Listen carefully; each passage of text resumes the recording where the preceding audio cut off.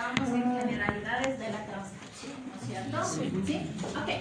Entonces decíamos que básicamente la transcripción pues es este proceso por el cual a partir de la información que viene el ADN nosotros vamos a obtener ARN, ¿no es cierto? Es decir, que necesitamos pues entonces que la información que está en el ADN sea una información correcta y que básicamente entonces luego de que tenemos esta información se va a transcribir con la ayuda de una transcriptasa o ARN polimerasa, pues básicamente se iba a transcribir el ARN. ¿Ok? ¿Ya? Listo. Entonces, hablando particularmente de lo que son las eucariotas, vamos a decir que este proceso ocurre directamente en lo que es el núcleo. En cambio, que en las procariotas, pues tenemos el particular que el proceso de transcripción ocurre directamente en lo que es el citoplasma, ¿cierto? Y que pues básicamente una de las dos cadenas es la que se va a transcribir. Muy raramente se transcriben las dos cadenas al mismo tiempo, ¿sí? Es decir, que solo una de las dos cadenas que pertenecen al gen es el que se va a transcribir, ¿ya? ¿Qué habíamos dicho que es un gen? Exacto, ¿no es cierto? Es este fragmento, esta secuencia, ¿no es cierto? En particular que contiene la información necesaria para poder básicamente transcribir en el ARN. ¿Ok? Hablando en particular del ARN mensajero, decimos que esta es una cadena simple, ¿no es cierto? ¿Sí? Que como dice su nombre, lleva un mensaje. Este mensaje es necesario ¿para qué? Para que eventualmente podamos traducirlo y con eso pues entonces sintetizar una cadena polipeptídica que básicamente va a ser la base de una proteína, ¿no es cierto? ¿Sí? Hablando en particularidades con respecto al ARN mensajero de procariotas y al ARN mensajero de eucariotas, vamos a decir que en procariotas el ARN mensajero es esta cadena simple que básicamente no requiere modificaciones, pero en eucariotas, en cambio, es este ARN de cadena simple que va a tener modificaciones importantísimas que necesita adquirir antes de salir del núcleo hacia el citoplasma. Recuerden que en eucariotas necesita este ARN mensajero salir desde el núcleo hacia el citoplasma, porque en el citoplasma es donde va a ocurrir este proceso de la traducción, ¿cierto? ¿Sí? Ok.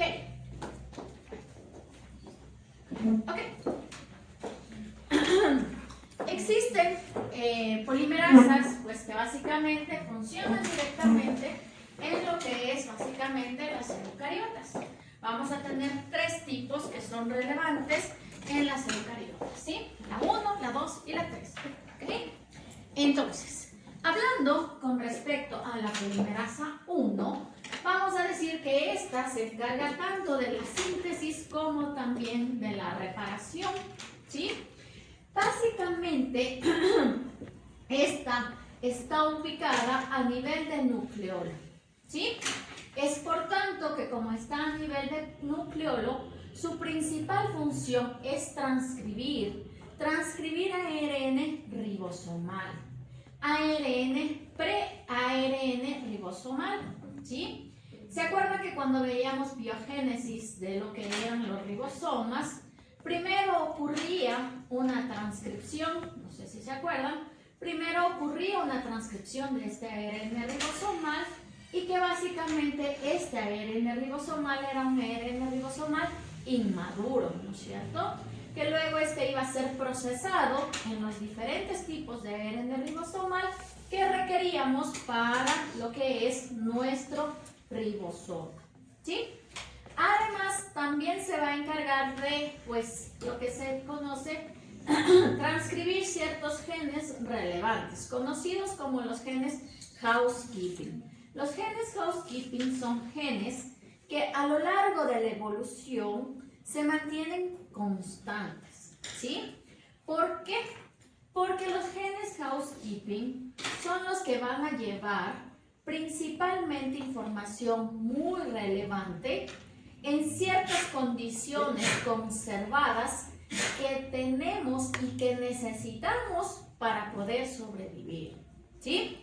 Es decir, que básicamente estos codifican para ciertas características que no van a cambiar o que básicamente no deben cambiar porque si llegan a cambiar, pues básicamente podría ser inviable la vida, ¿ok?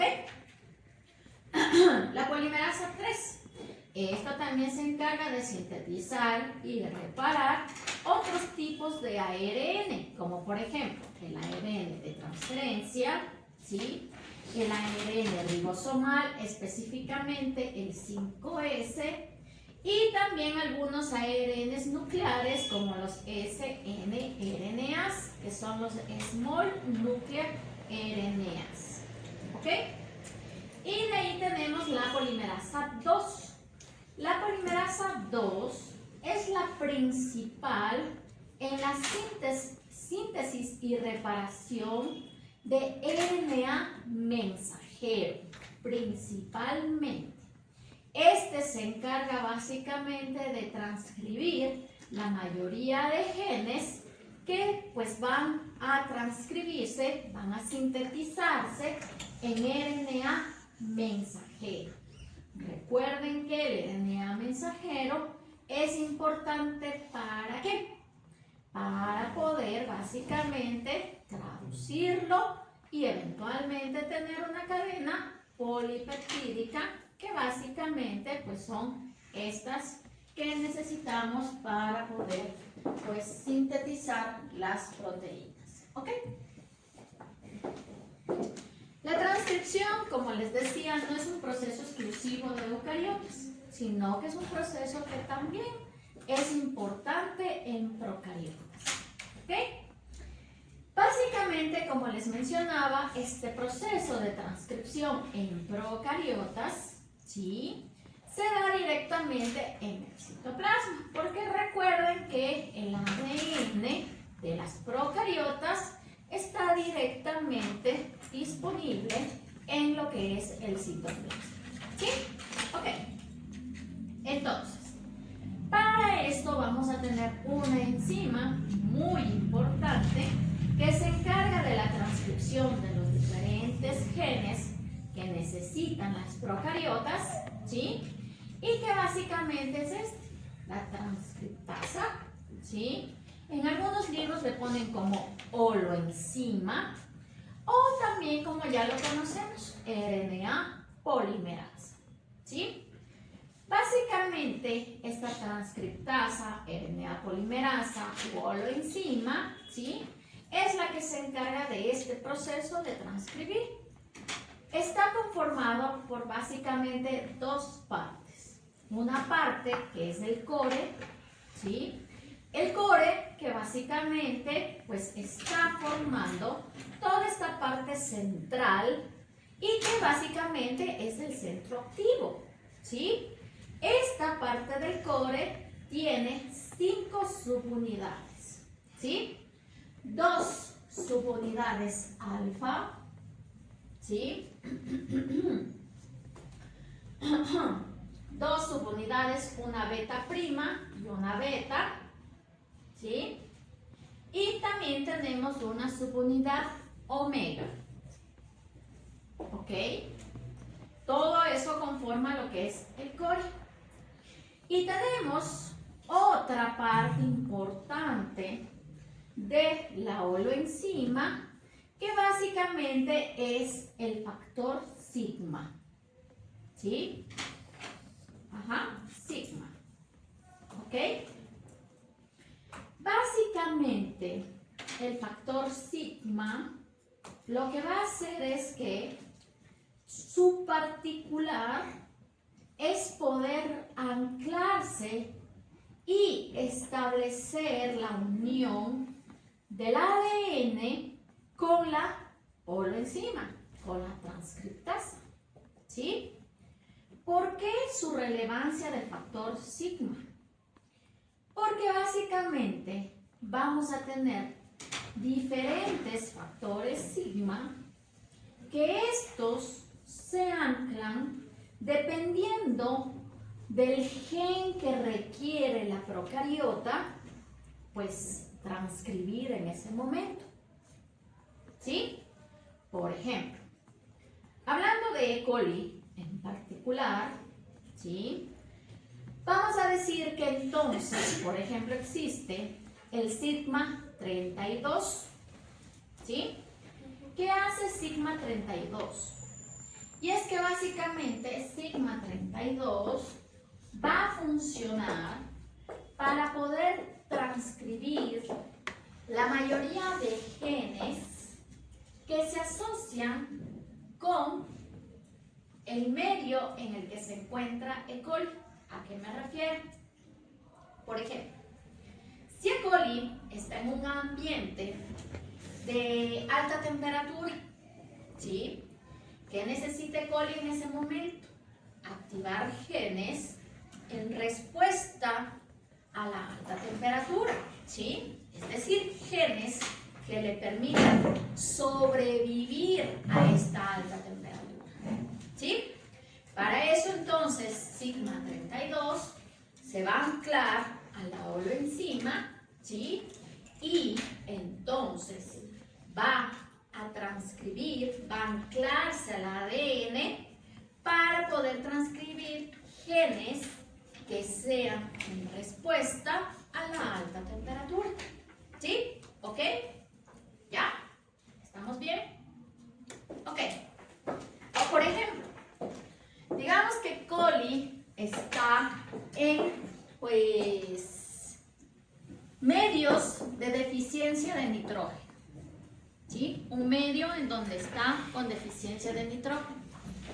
Ahí, ¿qué va a requerir? Vamos a necesitar sigma 54, que básicamente sigma 54 lo que va a hacer es, pues, transcribir genes que le permitan, pues, básicamente sobrevivir en ese medio donde hay deficiencia de nitrógeno. ¿Ok? Es decir que entonces el factor sigma es importante porque este llega a variar dependiendo del gen que necesita la bacteria, la procariota, ¿sí? Transcribir en ese instante, en ese momento, que evidentemente, pues por ejemplo, necesita sobrevivir, ya sea ausencia de nitrógeno o tal vez altas temperaturas. ¿Sí? ¿Ok? ¿Está claro con respecto al factor sigma? ¿Sí? ¿Ok? Siempre vamos a tener un factor sigma, pero dependiendo de las condiciones en las que necesita sobrevivir, necesita desarrollarse la bacteria, este factor sigma va a cambiar. ¿Ok? ¿Sí? ¿Ok? ¿Entendimos la relevancia del factor sigma? Ok, perfecto. Entonces, por ejemplo, les hablaba hace un momento en E. coli. Sin embargo, sigma 32 en otras bacterias, ¿se acuerdan que hace un momentito les decía que en E. coli en particular el 32 es el que se activaba en condiciones de altas temperaturas? ¿Sí? Sin embargo, pues dependiendo de la bacteria, pues por ejemplo, sigma 32 también puede funcionar para poder entonces sintetizar flagelina. Recuerden que hay ciertas bacterias que tienen esta capacidad de poder moverse, ¿no es cierto? ¿A través de qué? A través de los flagelos, ¿sí? Entonces, cuando la bacteria requiere sintetizar un flagelo, formar un flagelo, entonces, pues evidentemente activa los genes que codifican para la síntesis de flagelina. Y por lo tanto, entonces, ahí tenemos esto que básicamente, pues, el RNA mensajero que contiene la información para flagelina se sintetiza, luego este se traduce y eventualmente tendremos, pues, esta, que es esta proteína, la flagelina. que es indispensable para la formación de los flagelos. ¿Ok? ¿Ya? ¿Sí? Listo. La otra es que básicamente también pues vamos a tener este factor omega que les mencionaba hace un momento, que es parte también del core, ¿sí? Este factor omega lo que hace, o es lo que pues, su función es estabilizar la unión y formación de la holoenzima. Porque si ustedes se dan cuenta, la holoenzima está conformada por muchas subunidades que necesitan anclarse entre sí para poder tener básicamente una enzima, una proteína que es activa completamente. ¿Ya? ¿Sí? Ok. Entonces, ¿cómo inicia el proceso de transcripción en lo que es las procariotas? ¿Sí?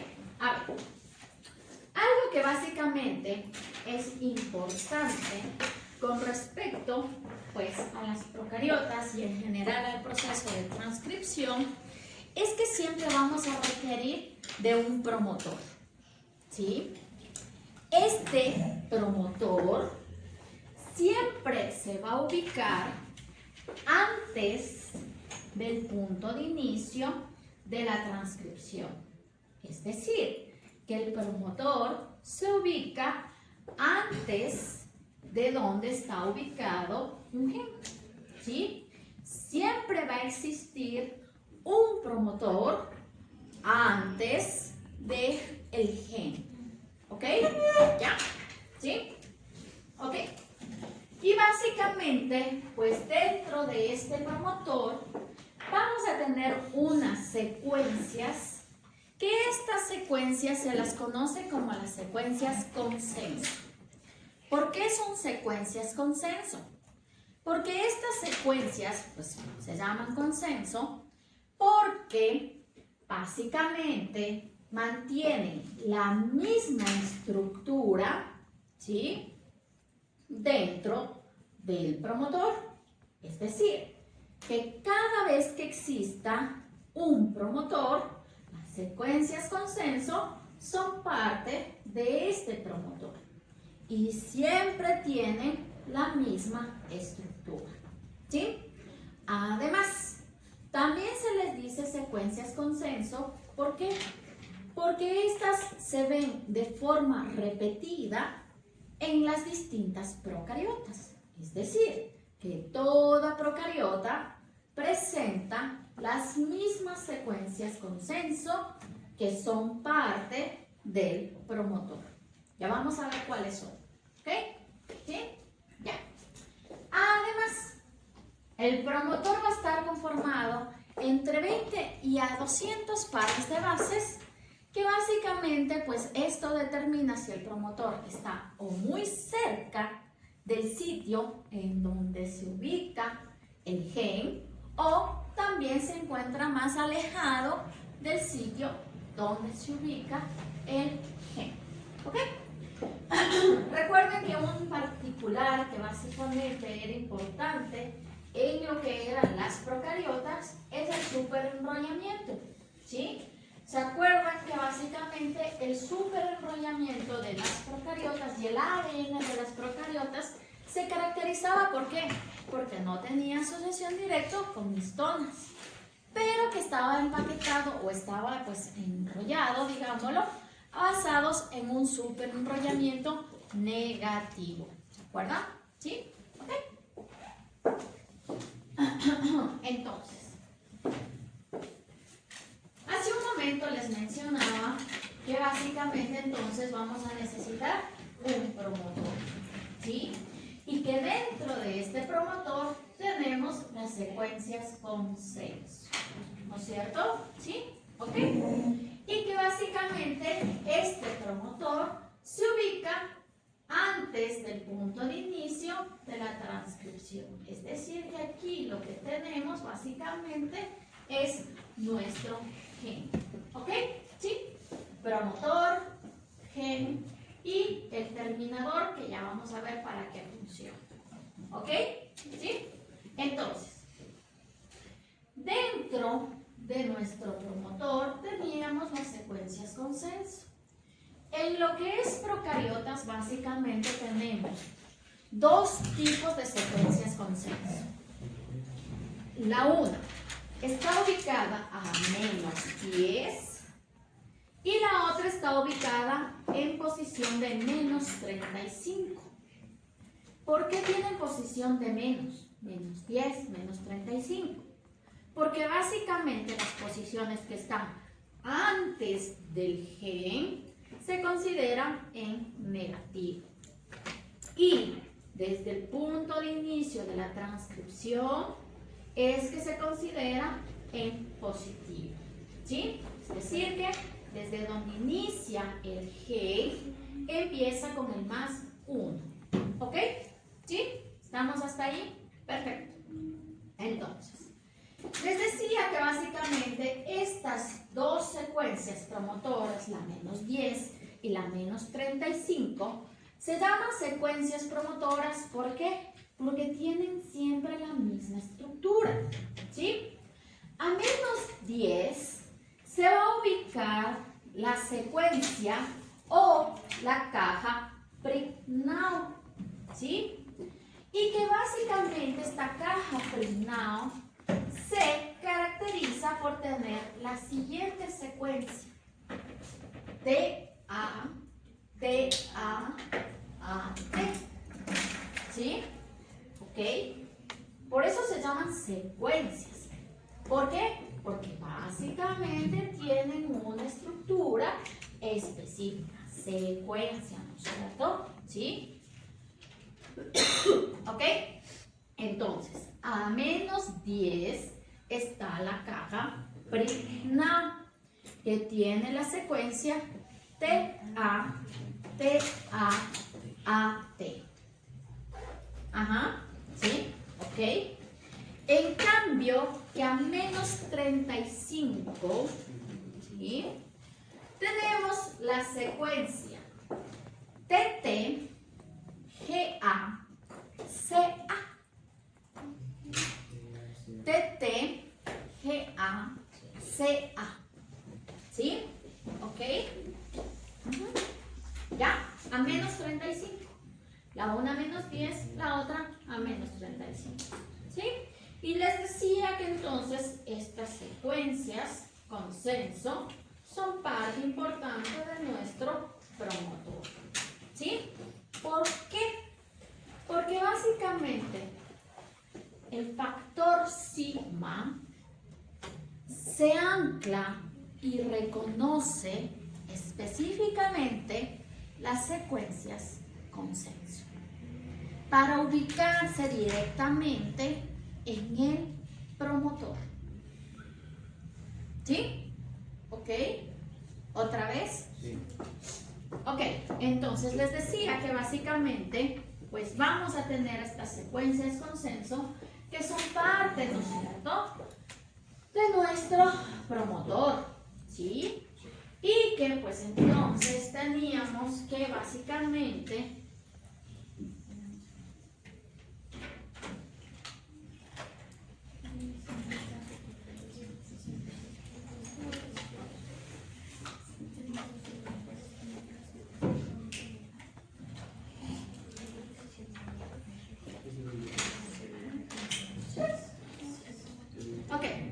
entonces, las secuencias consenso son parte del promotor, ¿sí? Y les decía que su relevancia radica en que el factor sigma va a reconocer estas secuencias consenso, ¿sí? Es decir, que se va a anclar hacia estas secuencias consenso. ¿Para qué? Para que básicamente la ola enzima se ubique en el promotor, ¿sí? ¿Ok? De ahí es donde viene esta relevancia. Porque necesita la ola enzima, pues evidentemente, saber dónde tiene que iniciar su proceso de transcripción. Y para eso necesitamos entonces que se ubique en el promotor. Recuerdan que el promotor se ubica antes del punto de inicio de la transcripción. ¿Sí? ¿Ok? ¿Vamos bien hasta ahí? Perfecto. Listo. Vamos a tener que existen promotores cercanos o promotores lejanos, ¿sí?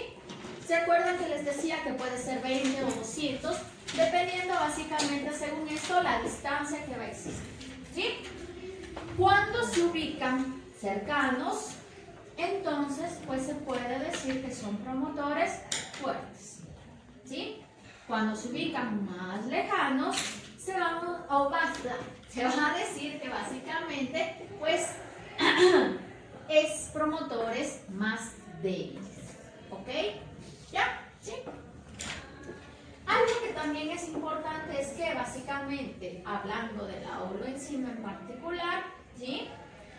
La subunidad beta y la subunidad sigma, sobre todo beta, funciona como una helicasa, ¿sí?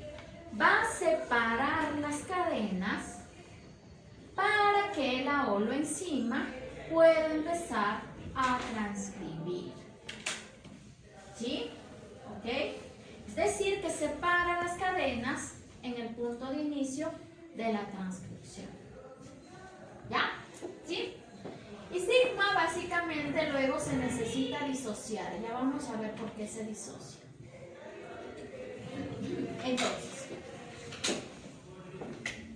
una vez que ya se ancló la holoenzima hacia el promotor, es decir, ya reconoció el promotor, se ancló a este, que básicamente, como les decía, siempre se debe ubicar la holoenzima en el promotor, ¿no es cierto? Por eso reconocen las secuencias consenso. ¿Sí? ¿Ok? Entonces, luego de que ocurre esto, entonces empieza la holoenzima a ir ya transcribiéndose, ¿sí? Ya empieza a ir uniendo los distintos ribonucleótidos, ¿sí? Empieza a ir avanzando, ¿ok? Y básicamente esto hace que la holoenzima se siga alejando del promotor. Sin embargo, la holoenzima todavía no está completamente estable, ¿sí? Recuerden que podía estar o muy cerca del punto de inicio o podía estar alejada del punto de inicio, ¿sí? Es por tanto que va a empezar a avanzar en este sentido: truncar y eliminar. ¿Qué significa esto? Que la holoenzima, mientras se va estabilizando, empieza a sintetizar, pero empieza a sintetizar pequeños fragmentos, solo de 2, 4, ¿sí? Fragmentos de 2 a 4 nucleótidos, y luego entonces se detiene y ese fragmento se elimina. Otra vez empieza a avanzar, otra vez 2, 4, otra vez se trunca y se elimina, ¿ok? Y así va avanzando hasta poder llegar al punto de inicio de la transcripción. Cuando llega al punto de inicio de la transcripción, básicamente empieza a sintetizar hasta llegar a una extensión aproximada de 8 a 10 ribonucleótidos. Y ahí, básicamente, se entiende que la holoenzima está estable. Cuando esto ocurre, cuando ya hemos tenido una extensión aproximada de 10 ribonucleótidos, entonces el factor sigma se disocia, se separa, ¿sí? Y la transcriptasa, la RNA polimerasa, avanza en su proceso de seguir transcribiendo, ¿sí? ¿Ok?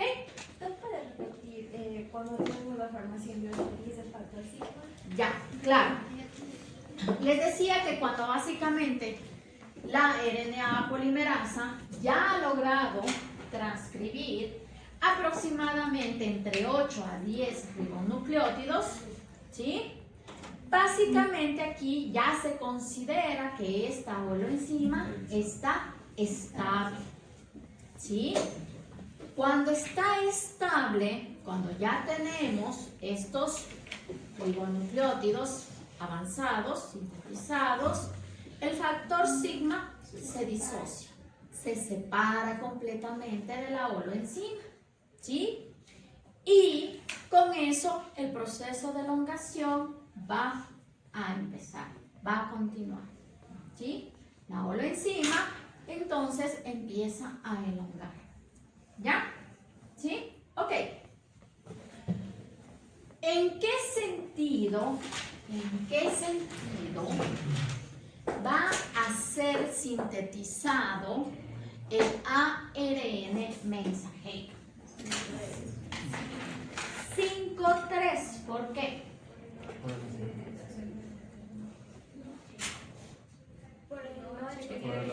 Porque requiere siempre un OH disponible para unirse con su grupo fosfato.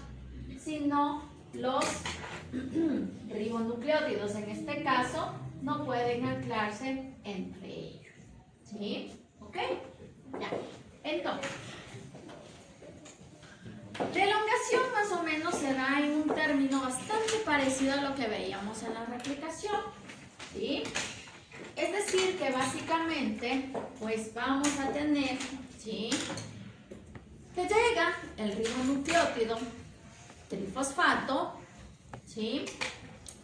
Básicamente, entonces, la holoenzima, la transcriptasa, ¿ok?, pues utiliza la información que tiene el ADN y va a ir sintetizando de forma complementaria, ¿sí?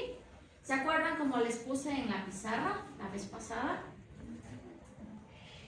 ¿Sí? ¿No les puse la vez pasada? Sí, en donde les puse el ADN de un color y el ARN de otro color. Entonces, así es como va a ir sintetizando de forma complementaria. Es decir, que va a leer la información que tiene el ADN, ¿sí? Y básicamente va entonces a sintetizar en forma de ARN. ¿Ok?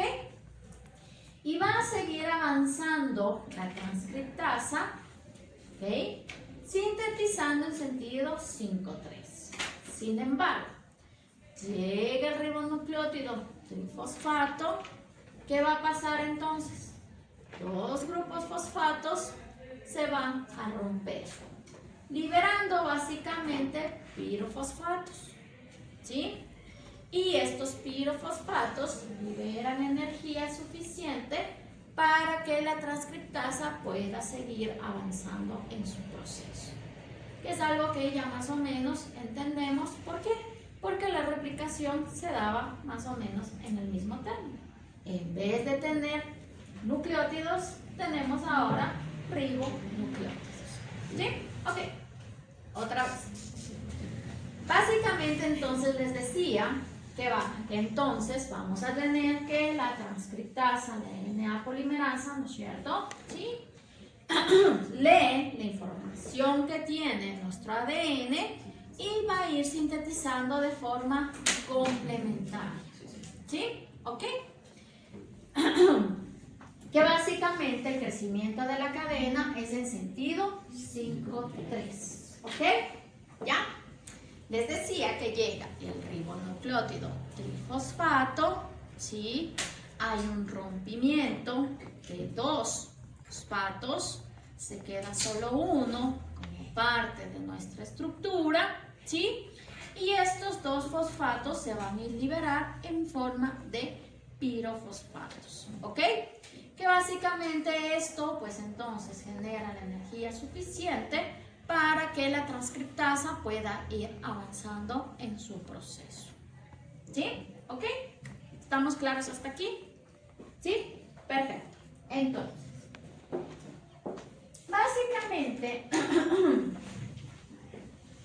básicamente, algo que es bastante relevante es que el extremo 5' avanza, ¿no es cierto? Es el primero que fue sintetizado, ¿verdad? Y este básicamente está libre, ¿sí? Como pueden ver, ¿sí? El extremo 5' está libre. ¿Ya? Pero el extremo 3' se mantiene anclado al ADN. ¿Sí? Es decir que a medida que el ARN mensajero sigue creciendo, el extremo 5 está libre, pero el extremo 3 todavía sigue anclado a medida que se va sintetizando. ¿Sí?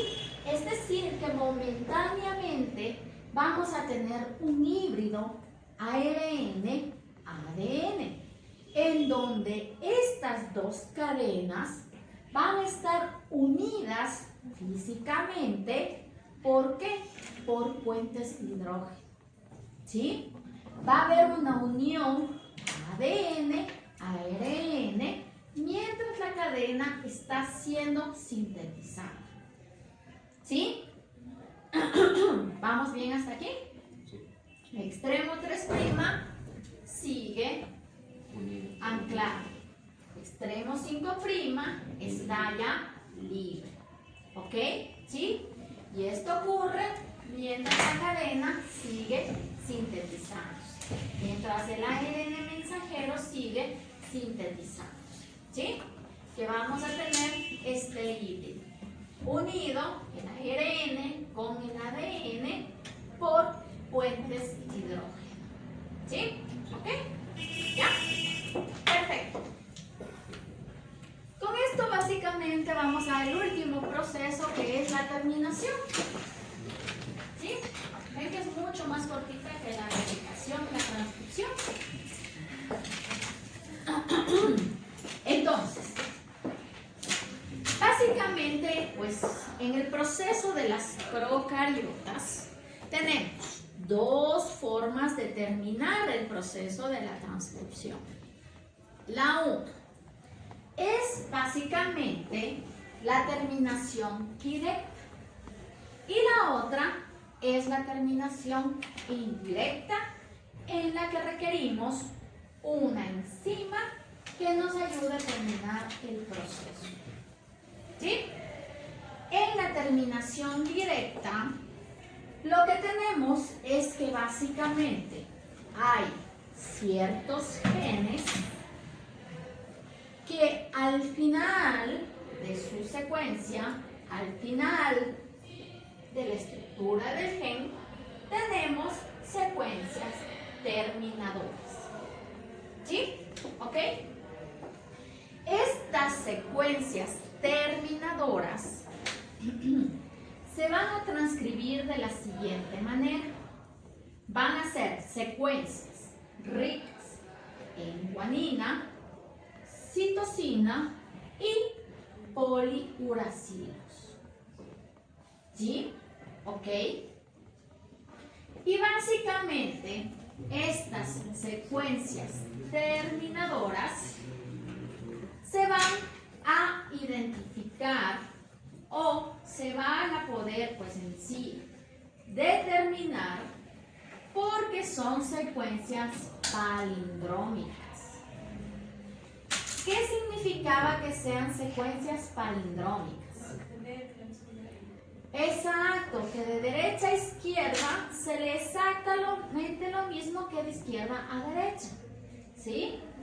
¿Qué significa eso? La típica del palíndromo de Anita la Valentina. ¿Ya les puse? No. ¿Me dan un marcador? Perfecto. Ok, entonces, un palíndromo.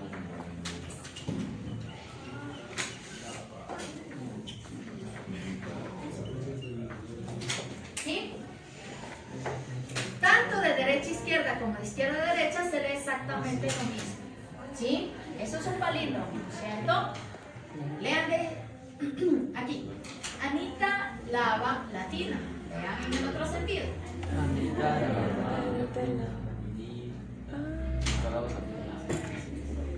Se lee exactamente lo mismo. Ese es un palíndromo. ¿Sí?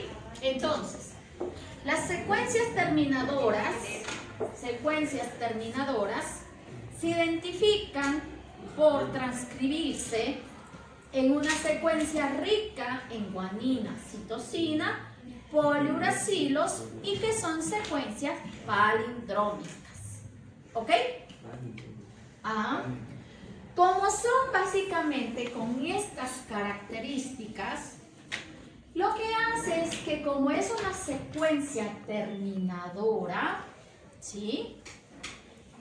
Al final, por su misma característica de que las guaninas y las citosinas son complementarias entre ellas, ¿sí?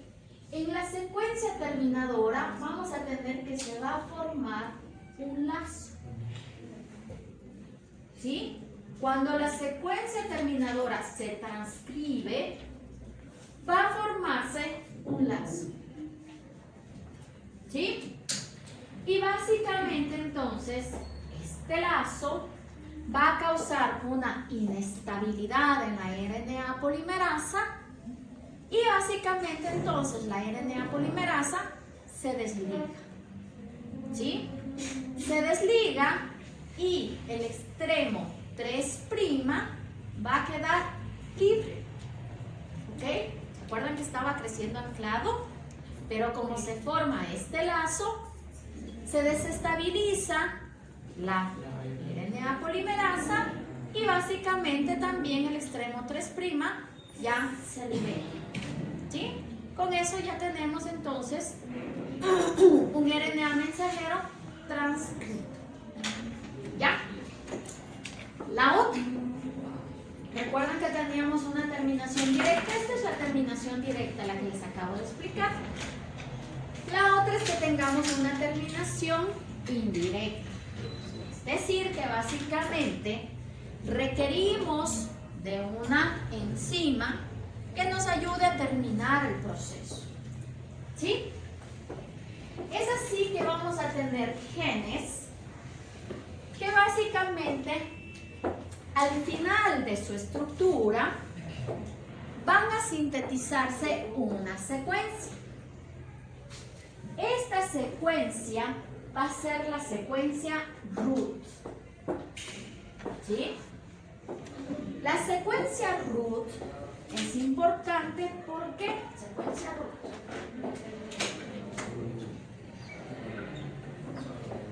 Falta que le chequee. La secuencia root. ¿Ya? La secuencia root, ¿por qué es importante? Porque al momento de transcribirse esta secuencia root, va a ser reconocida por una enzima. Esta enzima es la enzima Rho. Es decir que Rho va a reconocer la secuencia root, ¿sí? ¿Ok? Es decir que vamos a tener ciertos genes que no poseen una secuencia terminadora al final, sino que vamos a tener genes que al final transcriben esta secuencia root, ¿sí? ¿Ok? Y Rho reconoce la secuencia root, que cuando es transcrita, Rho, al reconocer la secuencia root, se ancla a la secuencia root, ¿sí? Y Rho avanza anclado al ARN mensajero en sentido 3 hasta que hasta encontrarse con la RNA polimerasa y Rho colisiona con la RNA polimerasa, ¿sí? Al colisionar con la RNA polimerasa, esta se desliga y el extremo 3 queda otra vez libre, ¿sí? ¿Otra vez? Ya. Creo que el siguiente gráfico va a ser más. Nuevamente. Decíamos que entonces tenemos aquí nuestra ARN polimerasa que está en color verde, ¿sí? Y que está todavía sintetizando, ¿no es cierto? ¿Sí? Ok. Tenemos aquí básicamente nuestra secuencia root, ¿ok? ¿Sí? Rho reconoce a la secuencia root y se ancla a la secuencia root. ¿Ok? Rho, por si acaso, es una enzima que es dependiente de ATP. Es decir, requiere energía para poder hacer su trabajo. ¿Ya? Ok. Entonces, Rho se ancla a la secuencia root y empieza a avanzar Rho anclado al ARN. ¿Sí?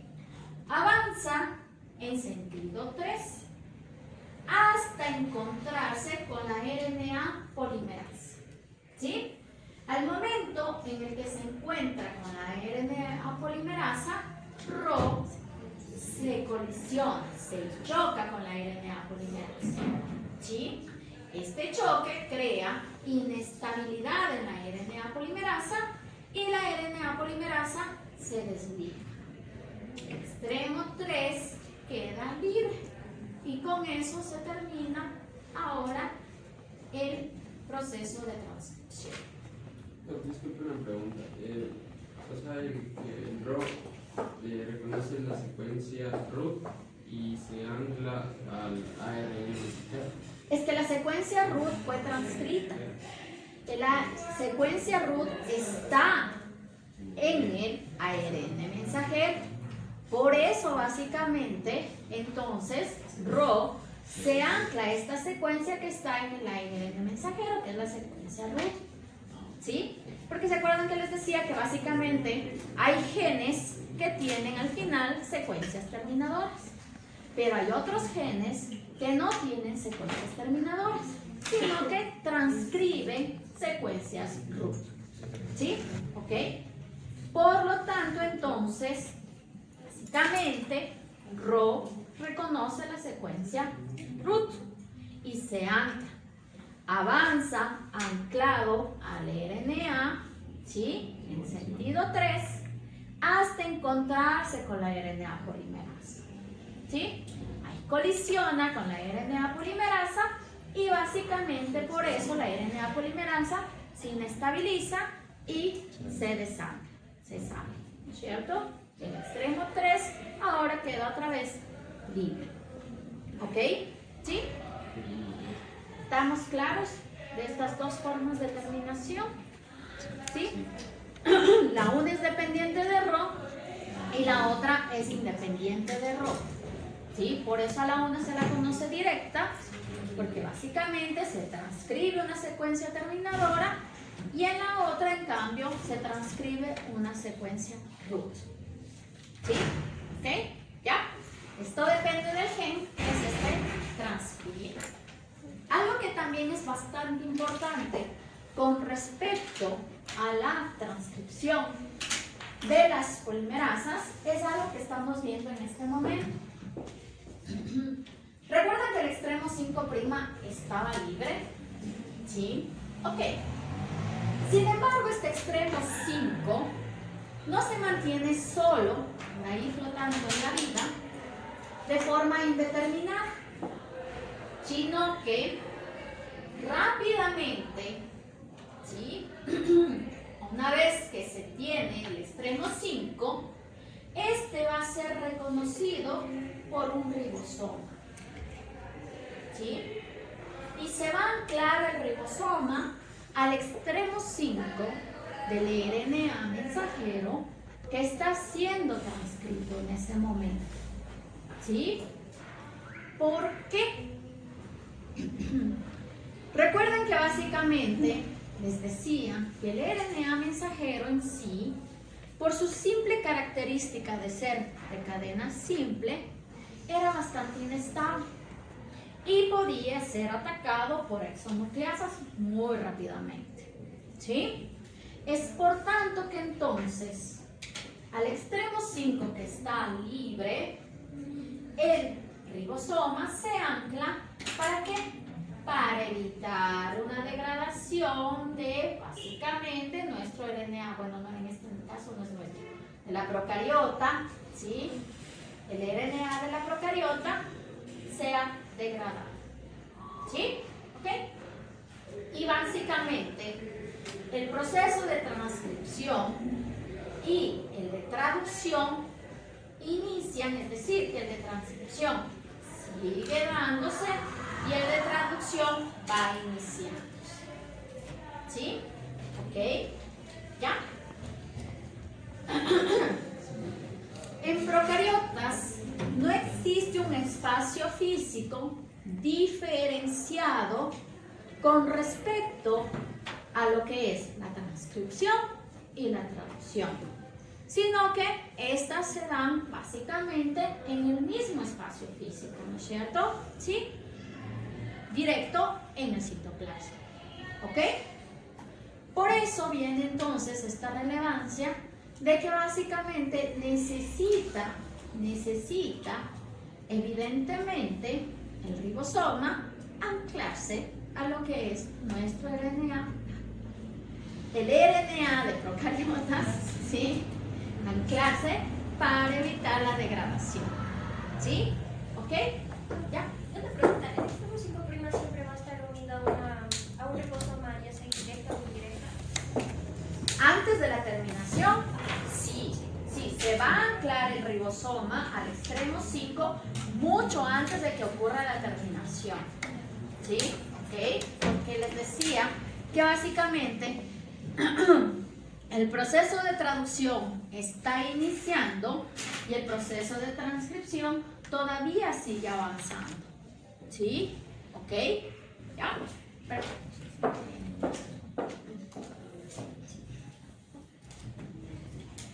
Ok, ahora la transcripción en eucariotas. Ay Dios, ya han sido las 9.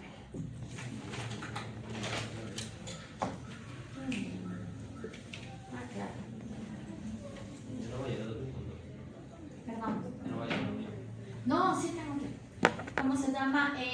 Chicos, nos quedamos hasta aquí ya por el día de hoy. Sí. Yo les confirmo si podemos hacer la recuperación de la clase el día viernes. Exacto, el día viernes me estaba preguntando. ¿Sí? Voy a preguntar ahorita mismo si este viernes tenemos reunión de 10 a 12. Aunque, el viernes tenemos la sesión solemne de la universidad a las 11 de la mañana. Nos acaban de enviar ayer un correo en la noche. A las 11 de la mañana es la sesión solemne. Entonces voy a averiguar si tenemos que ir obligatoriamente, aunque yo creo que de ley los profes tenemos que ir de forma obligatoria a la sesión solemne, pero con todo voy a preguntar si tenemos que ir de forma obligatoria.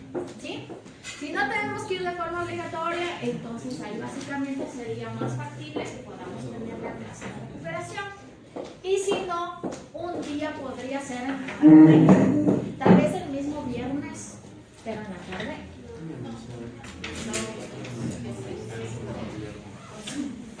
Bueno, me avisan, ¿ok? ¿Sí?